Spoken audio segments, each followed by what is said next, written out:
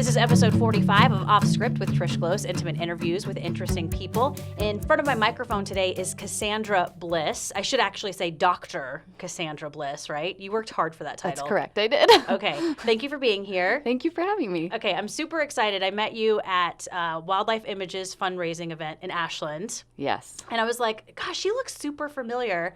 And then I introduced myself and I was like, oh yeah, you're the doctor who does all of the cool eyeball stuff.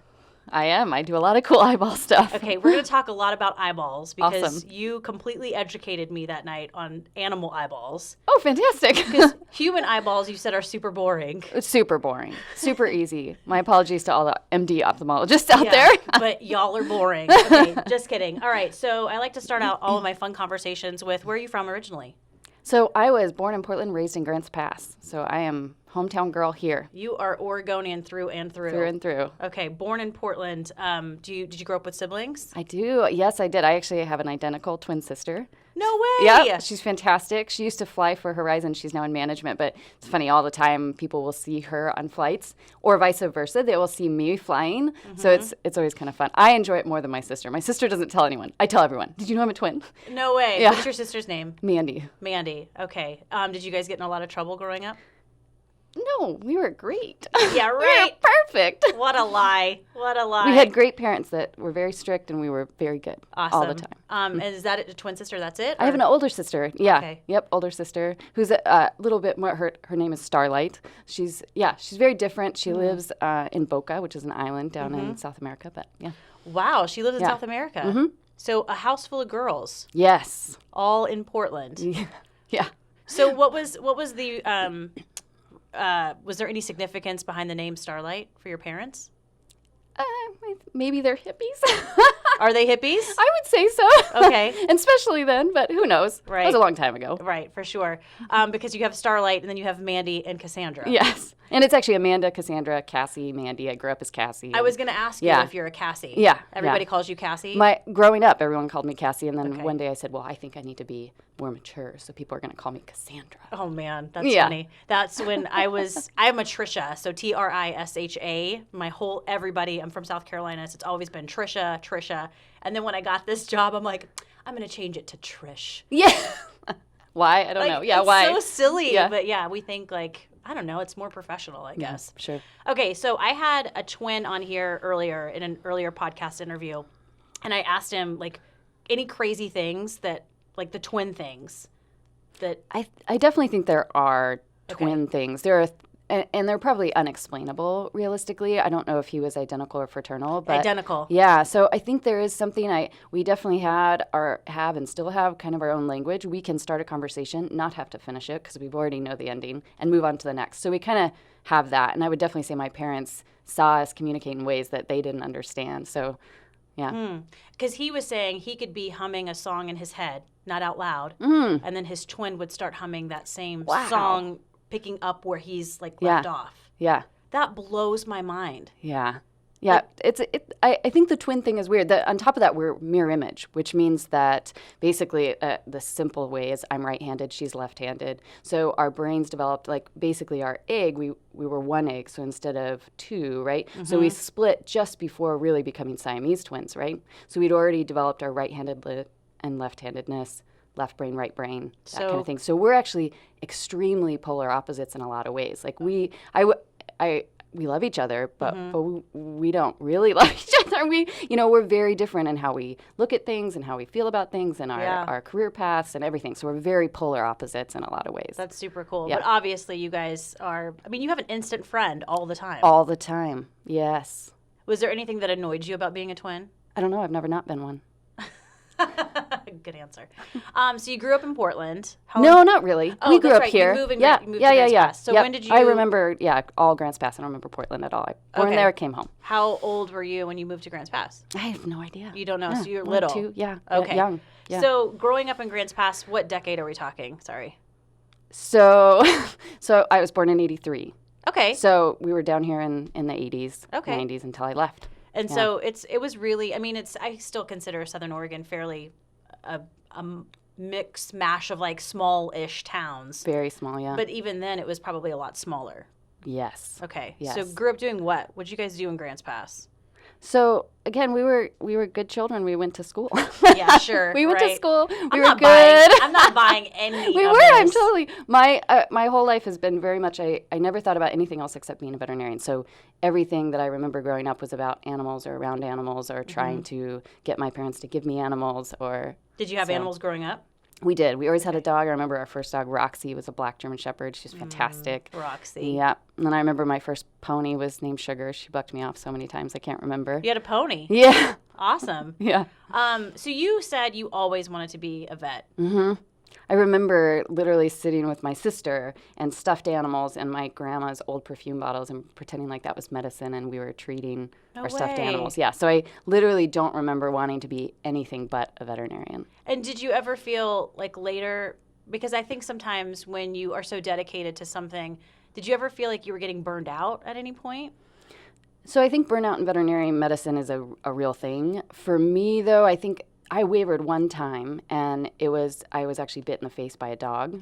Yeah, and it was a really severe bite. Like I literally thought my face was never going to be the same. I don't feel like I look like my sister because of it. Like it was a significant bite to my face. Wow. And I wavered just a little bit. Like, wow, do I really want to do this? And I was able to connect with a veterinarian who was actually an ophthalmologist, and at that point I wanted to be an eye doctor and to examine eyes, you're this close, right? Nose to nose with that animal. And so he gave me a lot of inspiration and passion about ophthalmology because of how he was with animals. Yeah. He's like, you turn the lights down, you approach them in a way, lights are somewhat mesmerizing. And so he really kind of very soon after my injury to my face was able to kind of hold my hand through that. So that was the only time I wavered. Otherwise, I've never wanted to be anything else. I'm passionate about veterinary medicine, always been passionate about it. That's a dog bite. I think that's an interesting topic because we hear a lot in the news about, dog attacks and things like that. And then it's this instant, like, this breed of dog is aggressive and vicious because it attacked one child or one human. But that could really, even if my dogs have snapped at me before just because. They're dogs. Yeah. They're not people. Right. And you're also, you're all up in their business. Correct. I mean, right up in their face, which is not really what dogs like. Sure. No. They always say in a fear-free clinical practice, you don't look directly in the animal's eyes. Well, I don't have that option. You don't. So I have to create an entire practice, whether it's my staff training. I mean, I would say most of my clients would describe their animal or their pet is completely different at my practice than they are at a regular veterinary practice. I make sure it doesn't smell like a veterinary practice, doesn't look like a veterinary practice. We use all... our goal is to make it the least stressful, and that starts with the person walking in behind the leash, right? So if you walk in stressed or anxious, your pet's going to be anxious. So we start first with you, the person who's coming in with their pet, and then from there make it just the most seamless, smooth, relaxing, easy, non-stressful. Yeah, because I could see a dog bite to your face would make you a little gun shy.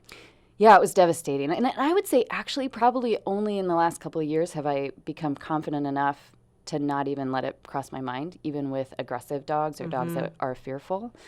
But it took years. I mean, that happened many, many years ago. Wow. I'm trying to think. I was in my first year of veterinary school. So, wow. Yeah, I could see that would make you waver a little absolutely. bit. Let's go back. What high school did you go to?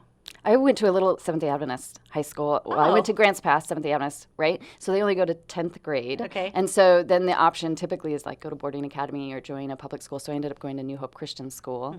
And by then I was just so sick of school and I wanted to become a veterinarian so badly that I did 11th and 12th year together. And it's silly. I'd skipped 6th grade. So I graduated high school at 16. That's how, I just want to get to vet school. That's all I could think about. And then I'm going to get to college and I'm going to do fantastic and get amazing grades. And then I'm going to get into vets. I mean, I'm just very, very, very goal-oriented. When I find something I want, I get it. Yeah. I mean, and that would...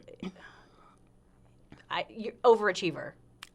Or maybe overachiever. I'm just jealous. Achieving what I want. Well, I guess I'm a little jealous of. I had a friend in college. We all entered at 18, and she was 17, and I'm like, oh. Yeah.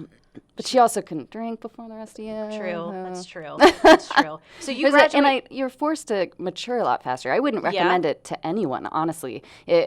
anybody that has kids or thinking about, hey, should I bump them up a grade? No. Give them something else to develop them, whether that's 4-H or whatever kind of passion they might have. I actually think pressing yourself through school because, even a jump from 5th grade to 7th grade, 5th grade girls don't talk about what 7th grade girls talk about. Oh, not even close. 5th grade girls don't shave their legs. 7th grade girls might. Ooh, So there's is that a hard? really super tough, really tough. And that's luckily my sister and I did it together. Yeah. But I would say I was pushed and really, really hard to mature much faster than I needed to, really. Right. Maybe that makes me stronger and better today, possibly, but I definitely don't recommend it. Yeah, because I personally think middle school girls are, sorry, I was one, awful. Like middle school girls are really awful. Right, I agree. And it's like that's the worst time, I think.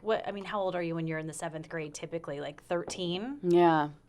Ugh, it's just the worst time. It is. It's a really tough time, irregardless of other circumstances. You have all of these hormones going on, and I just remember being a nasty teenager, just like awful to my mom. And, so I can't imagine being younger and in class with girls like that. It was tough. I bet. It was tough. So do you regret it at all, graduating at 16? Well, I don't know that I regret it. I just, if someone came up to me and said, hey, should I try and establish some other interest for my child at whatever age, or should I push them through? I would say establish, because going to college at 16, 17, oh my gosh. I mean, that's tough. Even I went to an Adventist college, so it's relatively strict, girls dorm, boys dorm. It's it was definitely the only option I had as far as college in my parents' eyes, for sure, leaving that young. But there's things that I had to learn a very, very hard way. Right. Very quickly. So what college did you go to? I went to Walla Walla University in Walla Walla, which is, again, another little Adventist college. And I graduated there with a Bachelor of Science, right? Biology, minor in chemistry. So did you knew you wanted to be a veterinarian. When did it occur to you that I want to deal with eyeballs, animal eyeballs? So I had a fantastic equine doctor that I worked with, actually in Bend, Oregon, for the summer. Between my first and second year of vet school. And he said, if you're smart, you'll be an ophthalmologist. And it never even crossed my mind. I was like, I want to be a horse doctor. I want to be, I'm all about horses. That's what I'm going to do. And he goes, yeah, you can look at horses in your heels and go look at their eyeballs and walk away, and you're not going to get kicked, and you're not going to get called in the middle of the night to deal with a colic. He's like, and of all the or the veterinary specialists, it's a well-paid profession that you don't have to work as hard. I mean, the veterinarians and the passion that I see in the veterinarians in this community are amazing, and they work hard. These veterinarians are not working 8 to 5 Monday through Thursday, right? They're working 5 to 7 days a week, dealing with emergencies, and I think as veterinarians we're passionate about what we do, and so we do it more than we probably should. We're not good with boundaries. Some of us are, some of us are not. Right. But so that's who kind of put the idea in my mind. If you're smart, you'll be an ophthalmologist. If you're smart. So I was like, well, I'm smart. Let me look into this. So then I think around that time my dog bite happened, and then I met an ophthalmologist actually up in Spokane that I spent some time with. And I think like anything, you get inspired by someone and suddenly you want to be that person. Mm-hmm, for sure. Do you remember the doctor in Bend who said that to you? Yeah, Bill Schmatzer. Yeah. Thanks, Dr. Schmatzer. Yeah, thank you, Dr. Schmatzer, to this day. Yeah, right, exactly. Yeah. So does this take you on a path to get more education?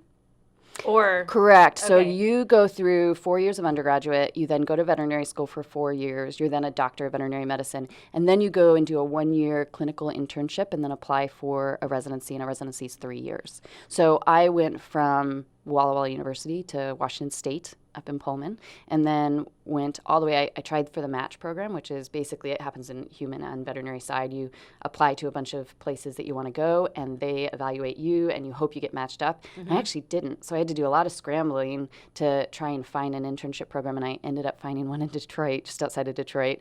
And I'm like, I can't believe I'm going to Michigan. Like, here I am, little Oregonian, Washington State girl. I'm like, I'm going to go to Michigan. And so and it was one of the most fantastic things. I mean, the culture, the experience, everything about going to Michigan was fantastic. The state is fantastic. So I went there and got my internship, and then ended up staying with the same practice, applied for their ophthalmology residency, and then spent that time there. Mm-hmm. I read that on your bio that you did this in Detroit. And I was like, oh, that's probably a culture shock.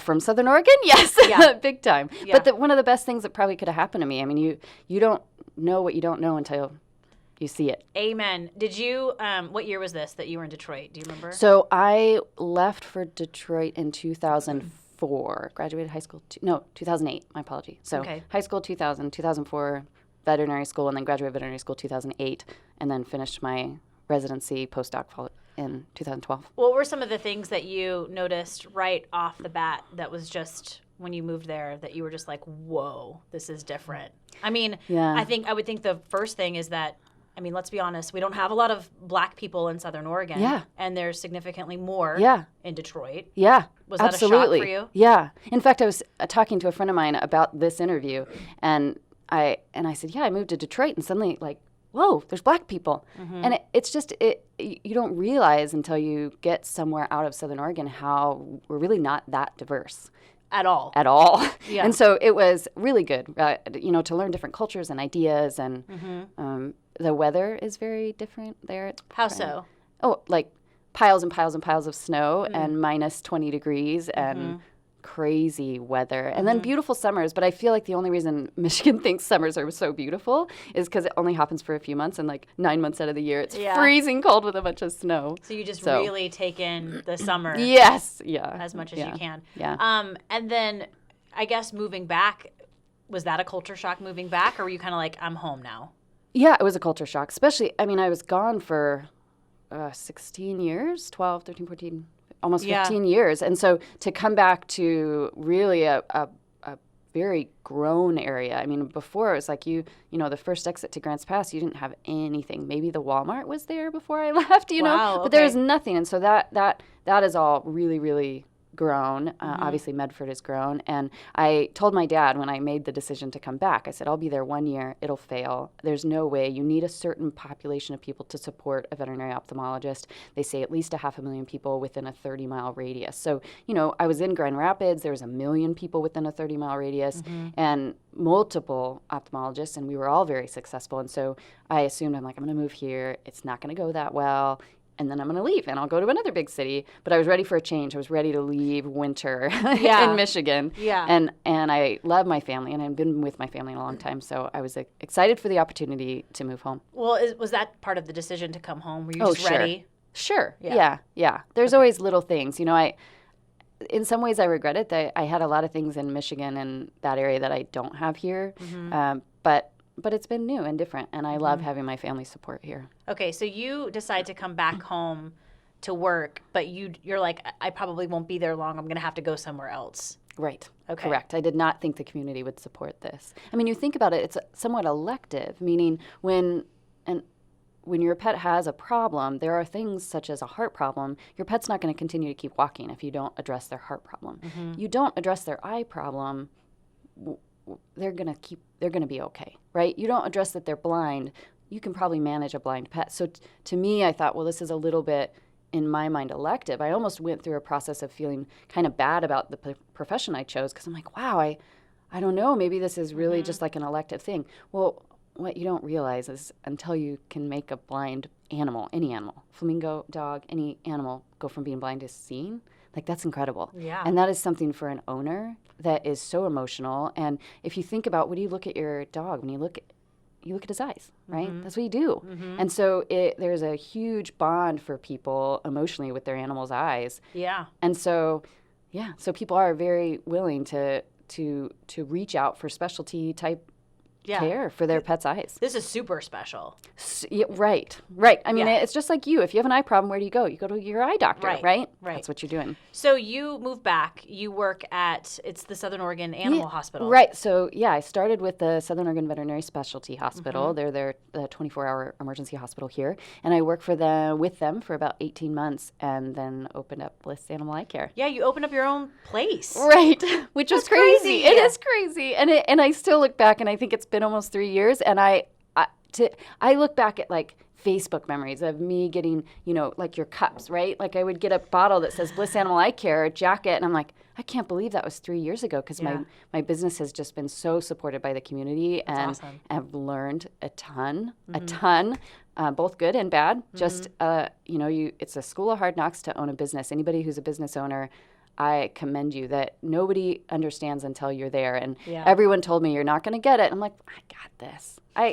I'm smart. I'm good.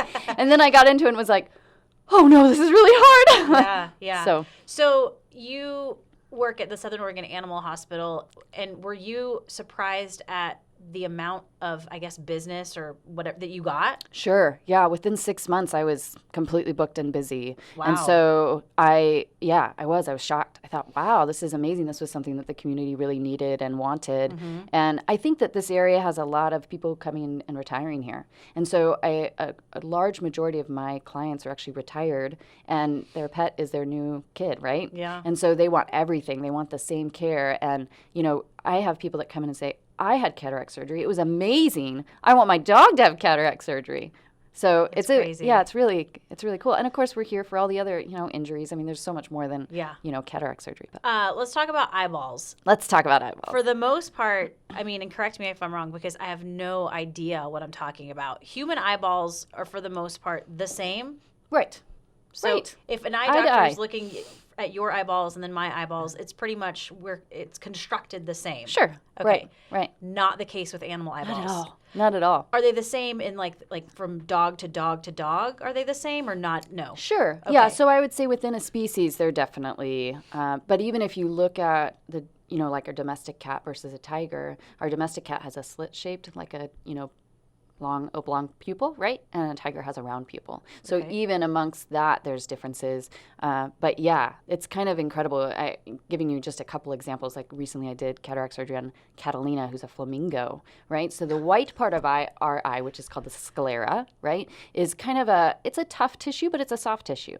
And in birds, it's the bone. They're called scleral ossicles. It's actually big sheets of bones that go around the eye. So when you go to approach an eye for surgery, where you place your incision, the kind of suture you use, everything is different. You're dealing with bone, right, versus soft tissue. Crazy. And it's innervated differently, and everything's different. So Okay, so you did surgery on a flamingo. right. Like, Who knew? Just recently? Yeah, within the last year. Was it a year? Maybe it was a little over a year ago now. But yeah, out of Wildlife Safari, so up in Winston. Okay. They literally get her out of her house, which they keep these flamingos for, for predation reasons, to keep them safe at night in their little house. And she came out and she just started running into everything. Because people always ask me, Aw. how do you know if she needed cataract surgery? Well, she couldn't see. She was blind. She was running And so into everything. She was running into anything. So Your first so they clue. right. So they bring her in, and I didn't know really that much about flamingos. There was only one person that I found in the United States that had actually done cataract surgery on a flamingo, and it was out in New York. And so I'm like, wow, this is really kind of uncharted territory, but let's do this, if this is our chance. And she did fantastic, and it's been an incredible experience to watch her now reintegrate within the flock. She's actually the smallest. So if you go to Wildlife Safari, she's the smallest flamingo, and she has a mohawk. So you can pick her Nice. out by that. The other day, they posted a picture of the snow and all the flamingos. Yeah. I was like, I can see Catalina because you can see her little mohawk. Catalina, Yeah. So you have to, that was going to be my next question. Going through school, you don't learn about every single animal and every single eyeball. Like sometimes it's a progress, or a process of when you get an animal in, you have to, I've never worked on this animal before, I'm going to have to look it up, or? Sure. So in veterinary school, and every veterinary school is just a little bit different, but let's say in veterinary school where I'm going to get out, you kind of decide, do you want to be small animal? Do you want to be large animal? And you focus your classes, especially in your last year of clinicals, on the species or the group of animals that you want to work on, right? There's fewer and fewer veterinarians that do everything, mixed animal practice. Okay. So in veterinary, once I graduated veterinary school and went into my ophthalmology, they actually call it a comparative veterinary ophthalmology. So they test you and they train you on all species of animals. So you do need to understand the difference between, a frog, a penguin, a dog, a cat. And you have to Okay. understand, something as simple as color vision, right? So you and I see in 3 wavelengths of color. Well, what does a dog see in, or what does a penguin or a mantis shrimp or things like that? So you do learn all that. Now, let's say that flamingo walks in. Did I study a lot about flamingos? I had to know the literature. I know the literature that's been published, but how many things are published on flamingos? So, Right. for example, in my residency, I published normal values for a flock of macaroni and rockhopper penguins at the Detroit Zoo. No one had gone in and said, okay, here's a flock of penguins. What is normal pressure? what is their normal tear production? Because then if I have a flamingo or a penguin walk into my practice, I can now open the study that says, oh, so in this group of 30 penguins, this is what they think would be normal values. The vision of a penguin walking into your clinic is They pretty waddle. cute. It is so cute. So you worked at the Detroit Zoo. Correct. Okay. Yeah. Mm-hmm. I'm assuming that was just incredibly eye-opening. Sorry, not Eye-opening for sure. I'm yeah. a journalist. So you're good. You're I'm good with words. So yeah, it was really actually amazing. So part of your residency, you do have to take on a project, and so I decided to study the rockhopper and macaroni penguins, and I found that by the time, like for example, macaroni penguins are 8.5 years old in captivity, they have a cataract in at least one eye. By the time they're 12, they have cataracts in both eyes. Wow. So the reason why we didn't really know, like we don't pull these penguins out and look at their eyes every year, although now they do because of this. They were blind, but they're in a habitat that never changes, and they get fed, and there's no predators. So you would not know. So my research, which was really cool, I actually got awarded the best clinical research paper as a resident. I know. So I was super excited. And that research has now been a platform for other ophthalmologists to take off and go, okay, what is causing cataracts in our penguins? What is it in our zoos? So you can look at a lot of studies that have been done on sea lions that are in captivity. We put them in these beautiful blue pools with no shade, and it's gorgeous, and you go, oh, this is fantastic. Well, they're all getting cataracts or keratitis, like disease on their corneas. Well, it's because they're getting massive amounts of UV exposure, and we got bright blue lights, and so now they're learning. You go into these new environments, and they're shaded, and they have a different color, like a light tan pool color, things like that. So it's really been cool, ophthalmologists coming in, and whether it's in wild populations or captive populations, understanding we might actually be doing some detriment to eyes without even knowing it. Right, because does this happen in the wild? Right, that's the question. So Okay. it's much harder to walk into the wild and trap a bunch of rockhopper penguins and it's a little tough. I'm waiting for the day they call me to go do that, because I will go do it. That would be awesome. But yeah, there has not been studies, really every study, and there's been a few other studies on other penguin species that similar to mine. Let's take our 30 penguins and go, okay, what are their pressures? What are their tear tests? Do they have cataracts? Things like that. We actually did that with the flock of flamingos at Wildlife Safari. We said, okay, you guys have, this group of flamingos. What's going on with them? And the interesting thing too is a lot of them are going to live a lot longer in captivity. So, like for example, Wildlife Images, their kind of ambassador eagle Phoenix, who sadly passed away this year. So heartbreaking. I had the opportunity to do cataract surgery on him 4 years ago, right? And so, but he's living much longer than a golden eagle in the wild would live, right? So is he getting age-related cataracts? Is this nutritional? That's the question. Well, when you compare the wild, there are no eagles out there that are that old in the wild that we. Exactly, that we know of. Right. What was the coolest thing about working with penguins? I mean, I know you see, National Geographic documentaries and stuff, and it just seems like they have so much personality. They do. They do have a lot of personality, and they bite. But nobody ever talks about that. And I remember the room that we did our study in, there was multiple studies that were being done. There was a thermography study and things like that. And so they literally would waddle these little penguins into the room. And you could tell, is it like a room maybe the quarter of the size, because it's a freezer, right?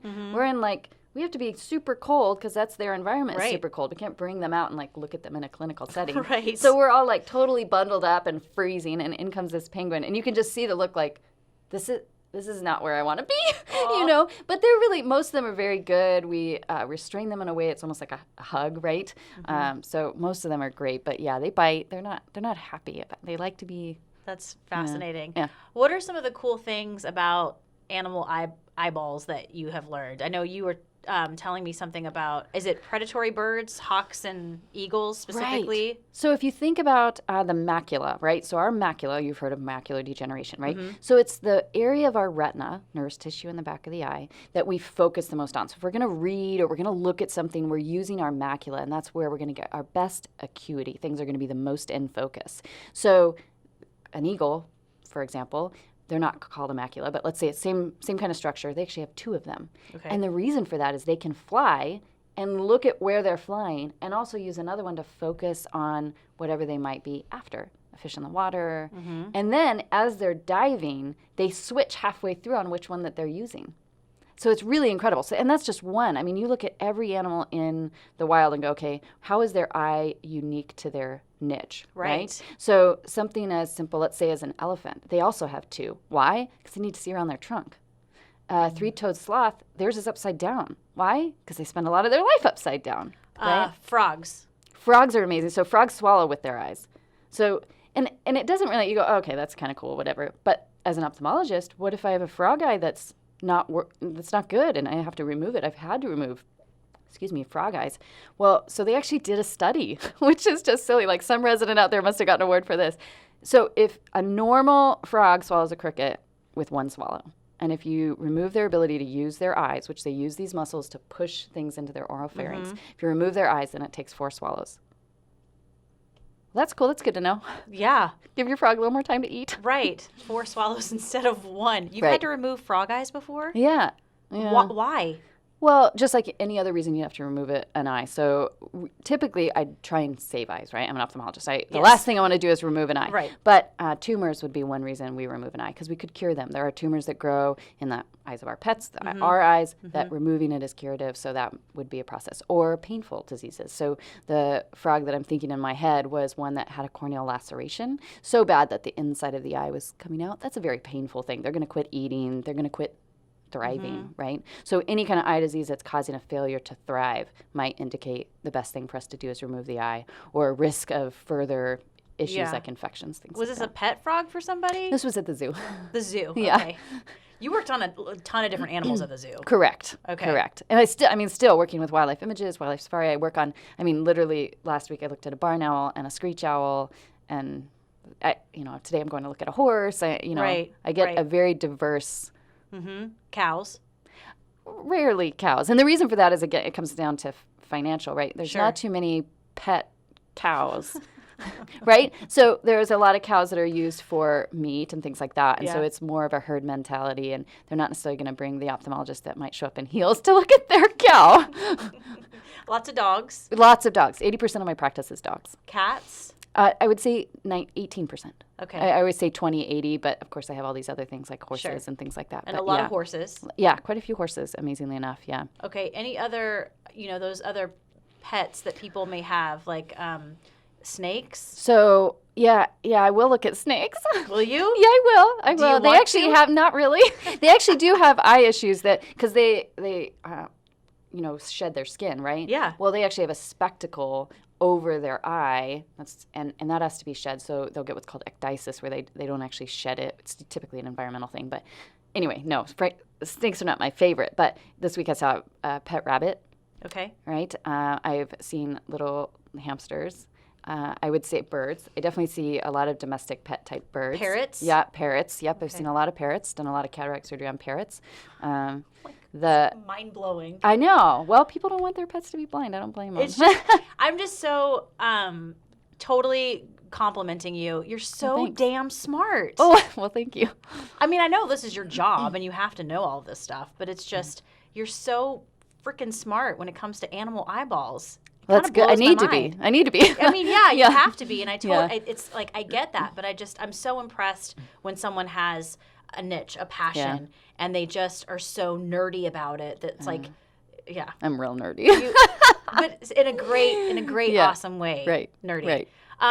And do you think flamingo is one of the most unique, bizarre animals that you've ever done surgery on, or have there been others? Probably. I mean, looking back over even over the last couple of years, I would say she's the most memorable, right? Mm-hmm. But there's lots of different species of animals, and it's interesting getting to know their personalities.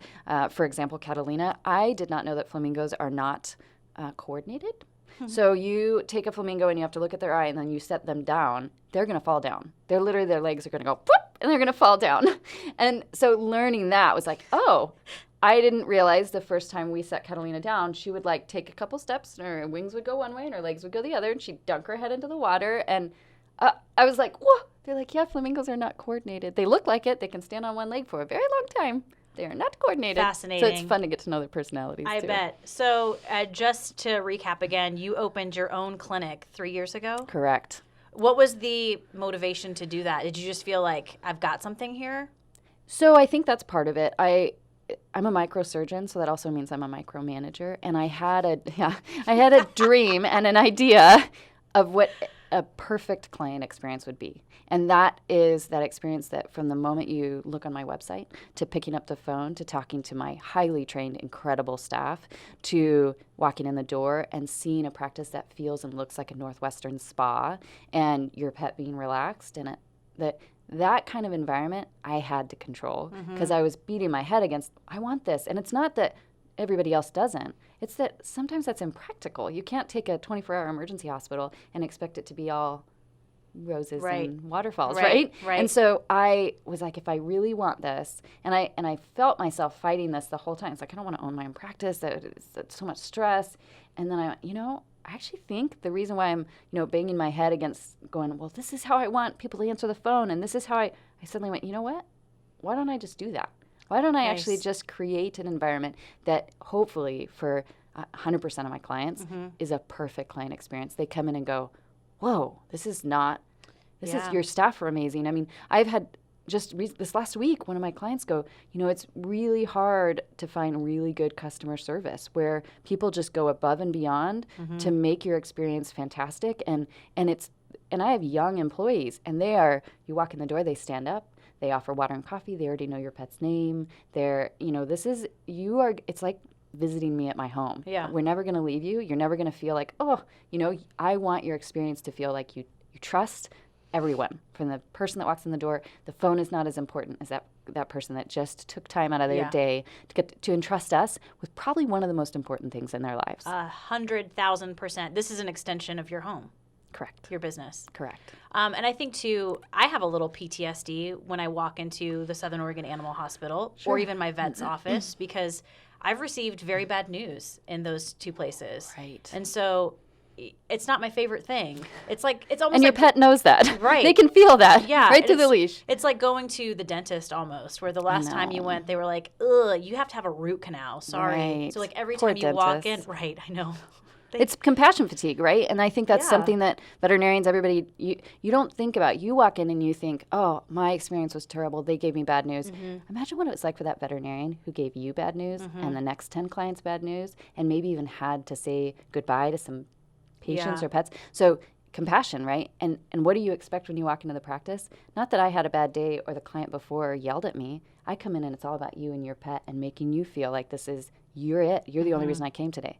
Imagine what it's like. Yeah. Luckily, I have a job that doesn't involve most of 90%, 99, death and dying. But imagine what it's like for a veterinarian that you have to do that happy puppy wellness exam and then walk into the next room and tell someone that their pet has cancer. Exactly. It's incredible. Veterinarians are incredible people. And then imagine, too, them having to walk you through the diagnosis and then having at some point to put your animal down. Right. And then you bring in the financial cost, right?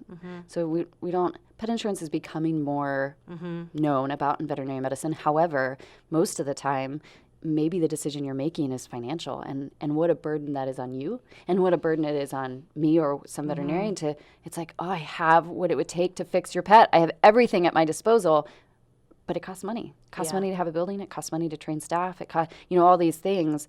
And that, again, it comes back to compassion. That's tough. Right. It's really tough. Right. It is one of my cat that I had to put down.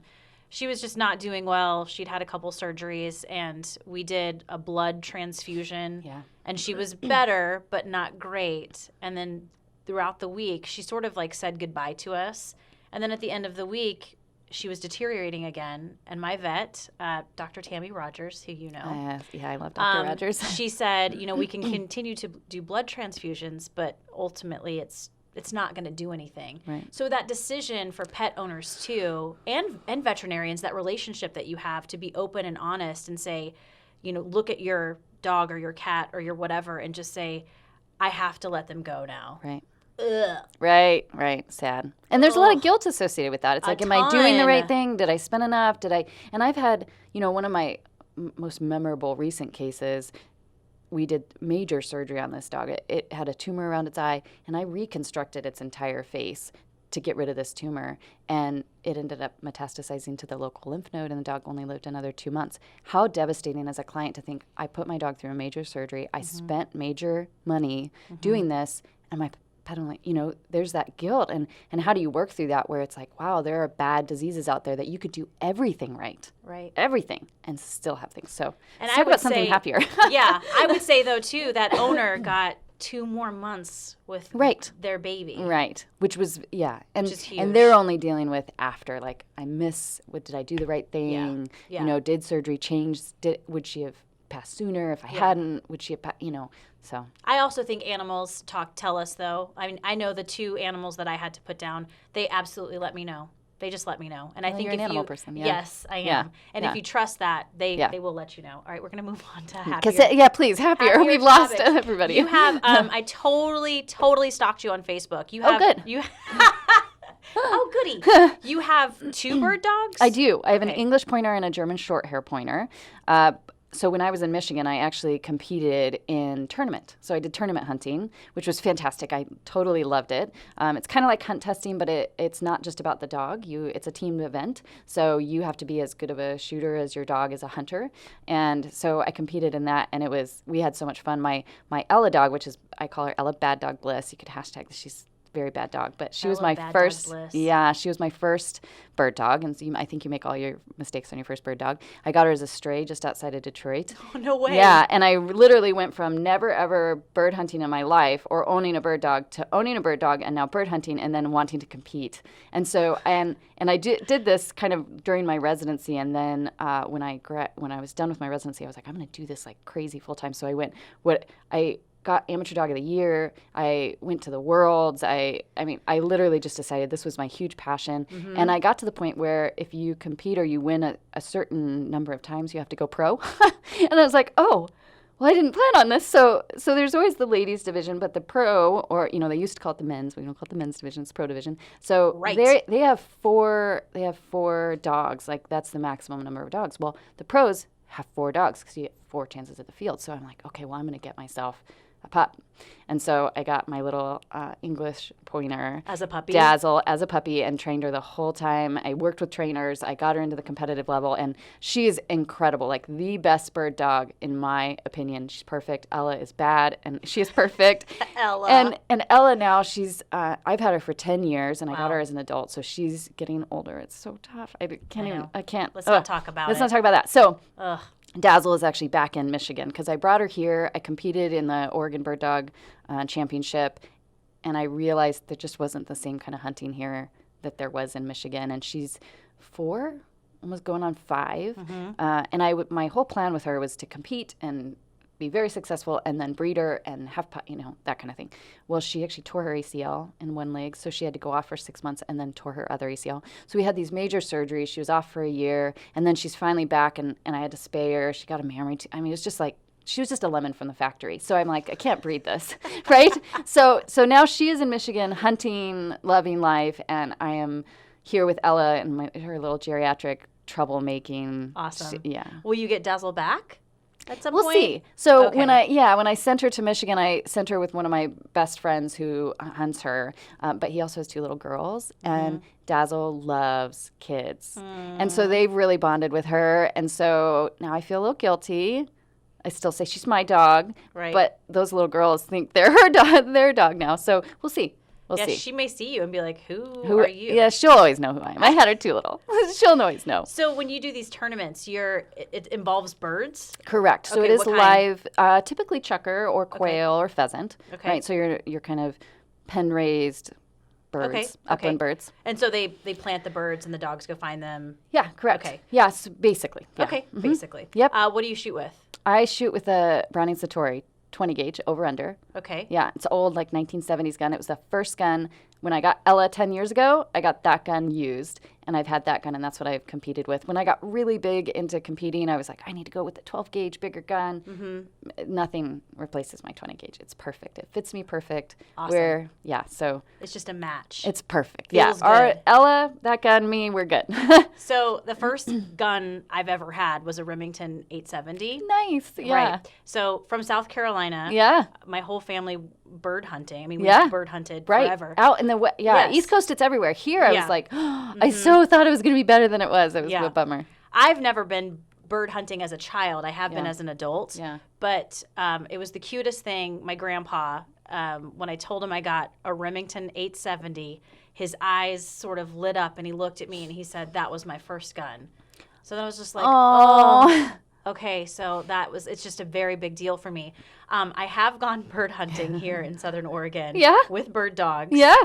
The scariest thing for me, it's awesome watching them just point. Right. It's incredible. Yeah. And it's just a part of them. They just know what they're doing. It's absolutely, The scary part for me is when the chucker flies out from wherever it is. Yeah. And then I have to shoot the bird with the dog running underneath the bird. Yeah. It freaks me out. Yeah. So my dogs are trained not to move until after the gunshot.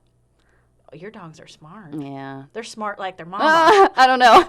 But yeah, so I think it's safe and also stylish. My dogs do not move until the gunshot. There are a lot of dogs, pointers, that are in higher competitions like hunt test field trials. They don't move, period, until they're released. So you can have someone shoot, harvest a bird, and then that dog can't move until you release it to go get that bird. God, that's I so just released him on the impressive. shot, but yeah. So how do you train them to do that? Just like you would train them to sit? Right. So they're really pointing dogs only need to do three things. They need to stand still. They need to come with you, right, to hunt, and they need to come back to you. That's it. So you teach them from a puppy, stand still. And they're like, okay. And then pretty soon you integrate that into stand still when there's a bird. They already do that automatically, right? They already know. But I'm basically going to teach this dog, once we're in a field and their brain is bird dog brain, they've already learned, this is how I stand still. This is what I do to come with, right? Hunt, quarter. And so all of that's integrated from like baby. I didn't get to do that with Ella because I didn't know what I was doing. Right. I get to do that with Dazzle. So yeah, so I literally, you're not allowed to move until I tell you it's okay to move. Wow, that's fun. It is fun. I really enjoy it. Now? Very little. I wish I was doing it more. Are you too busy?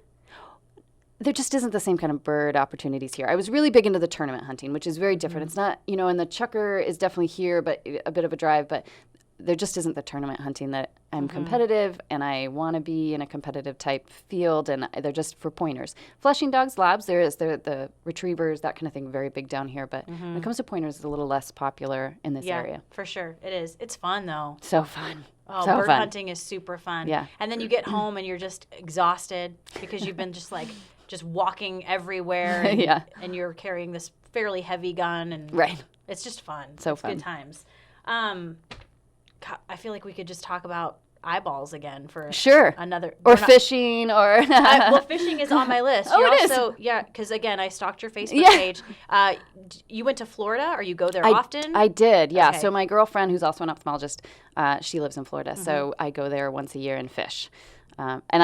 Fishing is one of my huge passions. It has become my huge passion since bird hunting had to go to the side. So I was like, well, if I can't bird hunt, then I'm going to fish. And so anytime I can get out in a boat and fish, I'm a happy girl. Like deep sea fishing or anything? So anything. So Southern Oregon, I came home, fished with my dad almost every week, right? Yeah. We go out steelhead fishing or salmon fishing or lake fishing for trout, things like that.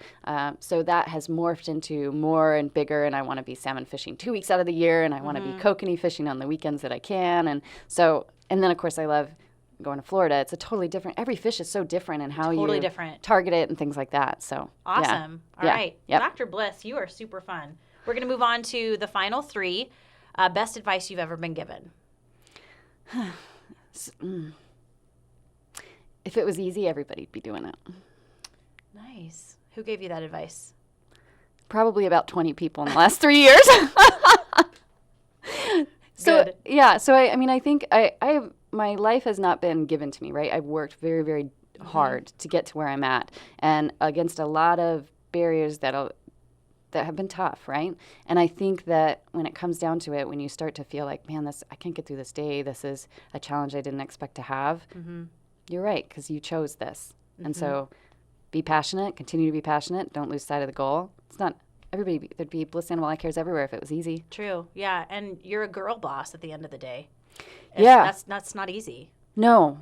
And employees have been the toughest thing for me to learn. It's tough. It's tough. Yeah. I was an employee. I know what it feels like, and I am so thankful for the team that I have now, and the people have come in and out of my practice. I've been very thankful. They've always taught me something. I've walked away from every employee relationship going, okay, that taught me something. Yeah, for you sure. know? Yeah. I always like to think of it too when you're dealing with something that's super tough. You look back on it and you're like, how did I get through that? And you just one step at a time. You put Right. one step in front of the other. Right. You get up and you just do it. Yep. And you're like, oh, I just don't want to tackle this today. And at the end of the day, you're like, oh, I tackled that. Mm-hmm. And last week I tackled the last thing, and next week I'm going to tackle a new thing. Right. Mm-hmm. So yeah, I think for those who it's just when every single day is tough, you just go. The best. My husband always says, there's only one way to eat an elephant, and it's one bite at a time. Because it's so big and it's so large in front of you, and you just take those baby steps. If you ever left this place, Southern Oregon, what would you miss the most? What would bring you back here? Probably my family, right? So I'm really close with my family, my dad, my mom, everybody there. I think family is really important, but you didn't get to choose your family, right? And so I think that Southern Oregon offers this incredible outdoor experience with fishing and the coast and the mountains. I mean, it really is. But more than anything, I think that when you grow up somewhere and then you come back, you value things you didn't value when you were younger, right? So although I've now experienced a little bit more diverse culture and I've definitely brought back snow, I'm sorry. Nailed it. It's your fault. Yeah. But, this area is unique and I love it. And it's growing and it's different. You think about the way the United States was inhabited. We're a little bit behind the times when you compare us East Coast to West Coast, right? And so I have an appreciation for we're gonna change. We're gonna get better. There's gonna be different things. But I think so I'll come back for salmon fishing. Yeah, that's it. That fishing. If you were ever given a final meal and a final drink, what would that look like? So I think that your last meal or your last drink, people ask that, and there's no reason to have it, right? You just give it to somebody that it's maybe their first meal or a meal that they weren't going to have that day or a drink that they weren't going to have that day. So I think that's really, when it comes to your last day, what's the point in eating or drinking, right? That's really sweet. I don't think I've ever heard anyone say that before because it's all about me. Right. It's my last day. It's what I want to put in my body. And it's interesting because since you told me that was a question you were going to ask, I've asked everyone. I'm like, what? Because I want a good answer. I want like this kind of wine from this winery, or I don't know if you know, Big Frank's. I eat them every morning. They're little vegetarian hot dogs. They're basically dog food. I love them. Maybe I want to eat that. And then the more I asked everybody, and I think that's what we all do. We go, well, what is it about me? Like what is my last day? I should get, well, who cares? It's your last day. So you would hopefully your life has already contributed so much. Your last day doesn't matter. Your last day you give to somebody else. Wow. That's very profound. That was a nice answer, Dr. Bliss. Well, thanks. The only one I've ever. You're episode 45. You're the only person who's ever said that. So. Well, maybe more people will maybe think about so. it. Yeah. Because it's really about giving to other people, right? It really is, and you do that a lot, actually. I try as much as humanly possible. I try and give as much to the community and as much to, especially the wildlife and things that are educational. I run a business, and there's no doubt at the end of the day I got to pay my bills. But when I can help, I like to. Because you do. Feels good, and it's good camaraderie and things for my staff to see. Yeah. You do a lot of surgeries for free. I do.